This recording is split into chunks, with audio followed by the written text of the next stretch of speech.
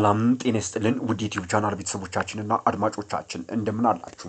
በአዲስ አበባ የተለያዩ ክፍለ ከተሞችና አስተዳደሮች ለመጪው የኢሬቻ በዓል አከባበር የአይነት ድጋፍ እንዲደረግላቸው ለነዋሪዎችና ለንግድ ድርጅቶች የድጋፍ መጠየቂያ ደብዳቤዎችን በስፋት ማሰራጨታቸው አዲሱ ውዝግብ ቀስቅሷል።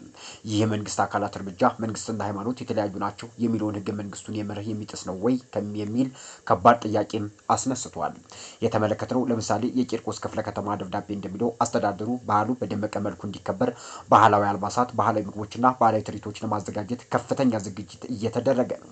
ለዚህም ስኬት ሲባል ደብዳቤው የተጻፈላቸው አካላት ለውሃ፣ ለዱቄትና ለባህላዊ አልባሳት የሚሆን ድጋፍ እንዲያደርጉ ይጠይቃል።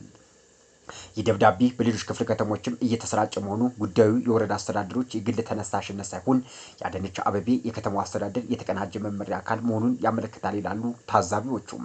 የውዝግቡ ማዕከል የኢሬቻ በዓል ምንነት ላይ ነው። ኢሬቻ ለኦሮሞ ሕዝብ ትልቅ የምስጋና የበዓል ሲሆን በተመሳሳይ ጊዜ ደግሞ የዋቄፈና እምነት ተከታዮች ዋነኛ ሃይማኖታዊ በዓላቸው ነው ይላል።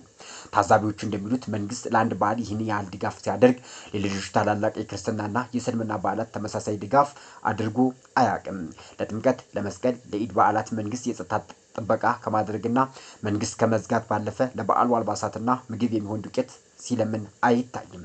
የአድሏዊ አሰራር ሁሉም ሃይማኖቶች እኩል ናቸው የሚለውን ህገ መንግስታዊ መርህ ይፈታተናል ሲሉ ይሟገታሉ።